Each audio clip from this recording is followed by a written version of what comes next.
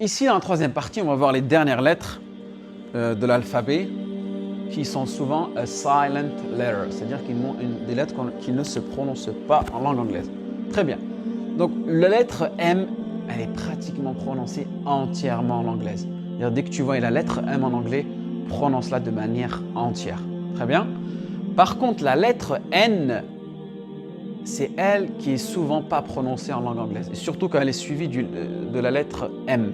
Par exemple, ce mot automne, on a l'habitude de le prononcer en langue française, donc on va avoir du mal à le prononcer en anglais. Et oui. Donc ça donne quoi? Ici, tu dis pas O. Comme je vous ai dit, les diphtongues en langue anglaise, par exemple en français, quand on a la lettre AU, ça donne O. En anglais, non. Chaque lettre est prononcée. Donc ça va être O, O, autumn, autumn. D'accord? Donc le N ici, il n'est pas prononcé. C'est comme s'il n'existait pas. D'accord? Donc ça donne autumn, autumn. Et le M, il est bien prononcé. D'accord? Et là, pareil. Le N, on l'ignore et on prononce bien le M. Donc ça donne column, column, column. Et on prononce bien le M. Très bien? Next letter, la lettre P. La lettre P, ici, elle n'est pas prononcée. Donc ça donne receipt. On va directement du I-O-T, receipt. Et là aussi, c'est une grosse erreur souvent. On entend les gens dire psychology, psychology. Le P n'est pas prononcé. Et c'est psychology. I studied psychology. D'accord? Donc le P, on ne le prononce pas. Très bien. Ici, la lettre S, pareil, on ne la prononce pas, donc ça donne island, island. Et ici, isle, isle. Souvent, on me demande quelle est la différence entre island et isle. Généralement, ils disent que island, c'est une île qui est beaucoup plus grande que isle, qui est une petite île. Parfois, ça a la même signification. Island and isle. D'accord? Très bien. Le R maintenant. Le R, il est souvent prononcé, mais dans certains cas, ça dépend de l'accentuation aussi. Ça dépend aussi les personnes si elles sont plus British ou bien australiens, qui viennent d'Australie. Le R, parfois, il est prononcé, mais vraiment très, très fin. D'une manière très, très fine, je veux dire. Ça va être, les Anglais, ce sera better, better. C'est un sort de E, où le R, on ne l'entend pas. Tu vois?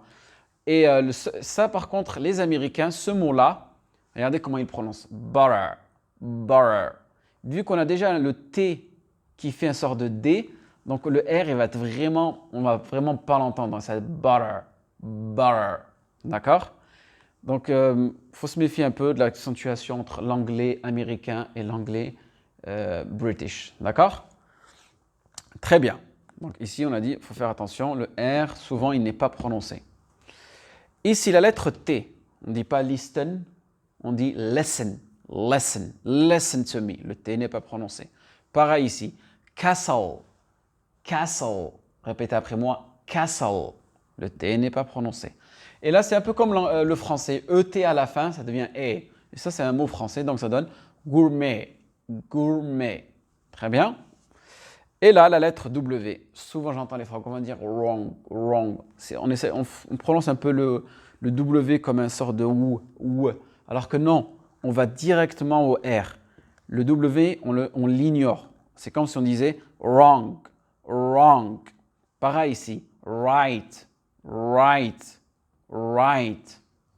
Et ici, pareil, sword, sword. On ne dit pas sword, sword. Sword, W est ignoré. Donc voilà, avec ces 3 vidéos, on aura pu voir à peu près toutes les lettres de l'alphabet et savoir à peu près l'emplacement, quand est-ce que ces lettres se prononcent et quand est-ce qu'elles sont ignorées. D'accord? Donc ce qu'il faut refaire, c'est revoir ces 3 vidéos-là et je vous ai dit, essayez d'identifier ces lettres-là dans d'autres mots et essayez de pratiquer. C'est vraiment avec la pratique et petit à petit. Mais c'est très important de comprendre et identifier après pouvoir mettre en application tout ça. Et vous verrez, petit à petit, votre anglais va s'améliorer. Et croyez-moi, ça va vous éviter beaucoup de mauvaises situations d'incompréhension avec des anglophones. Très bien? Allez, stay in touch. Et c'était Anglais Révolution, ta nouvelle solution. Take care!